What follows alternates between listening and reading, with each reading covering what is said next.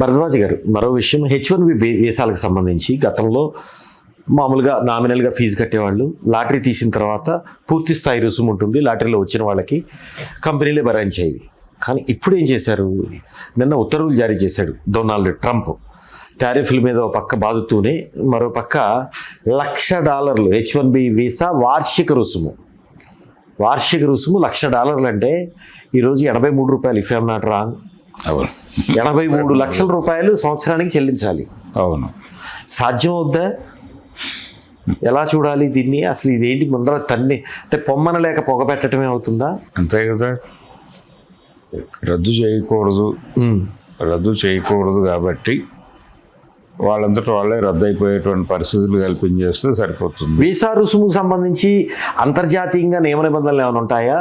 తమ దేశం తాము వాళ్ళ రుసుము పెట్టుకునే యాక్చువల్గా ప్రపంచ మార్కెట్లో ఈ రకమైనటువంటి ఎవరి మార్కెట్ను వాళ్ళు ప్రొటెక్ట్ చేసుకోవడానికి రకరకాల ఇవి తీసుకుంటారు, గోడలు కట్టుకుంటారు. అవును, అది గతంలో ఉండేది. అవును, ఏది లిబరలైజ్ మంది ఎల్పిజి రోజుల్లో ఉన్నాం మనం. ఎల్పిజి అంటే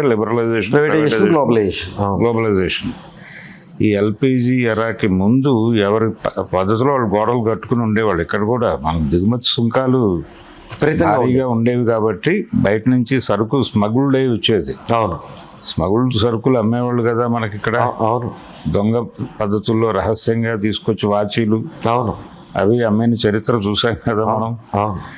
కాబట్టి ఈ రకమైన గోడలు కట్టుకోవడం అనేది కరెక్ట్ కాదు. ప్రపంచం అంతా ఒకటే మార్కెట్ అన్న పద్ధతిలో మనం ఈ ప్రపంచ మార్కెట్లోకి ఎంటర్ అయ్యాం. అవును, మార్కెట్ ఎకానమీలోకి దేశాలు ప్రవేశించింది అక్కడ. ఇప్పుడు మళ్ళీ మేము గోడలు కట్టుకుంటాం అంటున్నారు వాళ్ళు.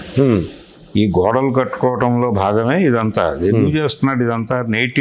నేటివ్ ఓటర్స్ని నిలబెట్టుకోవడం కోసం. నేటివ్ ఓటర్సా, లేకపోతే రష్యా దగ్గర మనం చమురు కొనొద్దు అంటే కొన్నాం, రెండవది అమెరికా వద్దన్న పని చేస్తున్నాం, ఇంకొకటి డాలర్కి ప్రత్యామ్నాయంగా బ్రిక్స్ కరెన్సీని తేవాలనే ప్రతిపాదనలు, ఆ బ్రిక్స్లో మనం కూడా భాగమై ఉన్నాం. ఇప్పుడు అమెరికాని ప్రొటెక్ట్ చేసుకోవడం అనే దానిలో ఇవన్నీ వస్తాయి, ఇవి కూడా ఉంటాయి. కానీ కీలకం ఆయన ఎన్నికల సందర్భంగా చెప్పినటువంటి మాటలు ఉన్నాయి.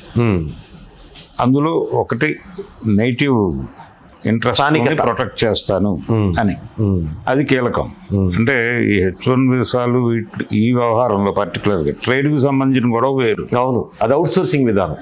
అవుట్ సోర్సింగ్ కూడా వాళ్ళ నేటివ్ ఇంట్రెస్ట్ని కాపాడటమే. ఎందుకంటే చాలా వరకు అవుట్ సోర్సింగ్ చేసుకున్నాయి. అవును, లోకల్స్కి ఉద్యోగాలు ఉండని పరిస్థితి ఉంటుంది కదా, ఉపాధి దొరకదు వాళ్ళకి. అవును, అందుకని వాళ్ళ ఉపాధి గ్యారంటీ చేస్తూ అవుట్ సోర్సింగ్ మీద ఉక్కుపాదం మోపిన ట్రంప్ అనేది వాళ్ళకి ఆనందం కలిగించే వార్త పేపర్లో. అవును, అలాగే లోకల్ ఇండస్ట్రీని కాపాడటం కోసం మేము ఇంపోర్ట్ ఇది పెంచాము అంటే అది కూడా లోకల్ పీపుల్కి ఆనందం కలిగించేటువంటి వార్తే. అవును, ఎక్కడైనా సరే ఏ దేశంలోనైనా వాళ్ళకి ఆనందం కలిగిస్తుంది.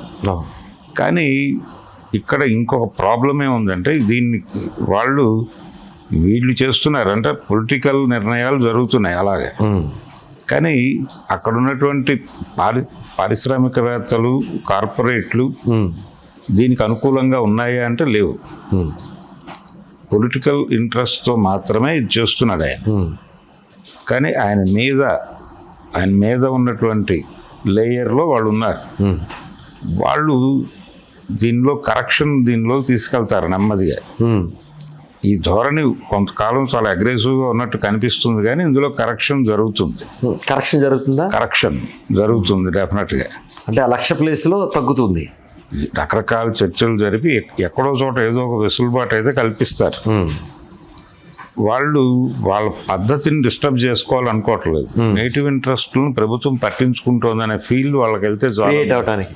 రాజశేఖర రెడ్డి గవర్నమెంట్లో 6% రిజర్వేషన్లు ఇచ్చి ఆ తర్వాత సీలింగ్లో 2 ఎగిరిపోతే చివరికి 4 తెలిసినా అంటే ఏదో చేస్తున్నట్టుగా భ్రమ కల్పించి ఏమీ చేయకుండా ఉండటం అనేది అదొక ప్రభుత్వ పద్ధతి. ఆ పద్ధతిలోనే చేస్తున్నాడు. అంటే ఇతను దీని మీద రైట్ చేసేటువంటి అవకాశం లేదు. ఎందుకంటే ఇతని మీద ఉన్నటువంటి శక్తులు ఆ పని చేయనివ్వవు. అతను పనిచేస్తే అక్కడ కూడా శక్తులు ఉంటాయా? మార్కెట్ శక్తులు ఎందుకు లేవు? ఇప్పుడు అమెరికన్ ప్రెసిడెంట్ సర్వోన్నత అధికారిగా మనం ప్రపంచం అనుకుంటుంది. కానీ ఆయన మీద చాలా లేయర్స్ ఉంటాయి. ఉన్నాయి.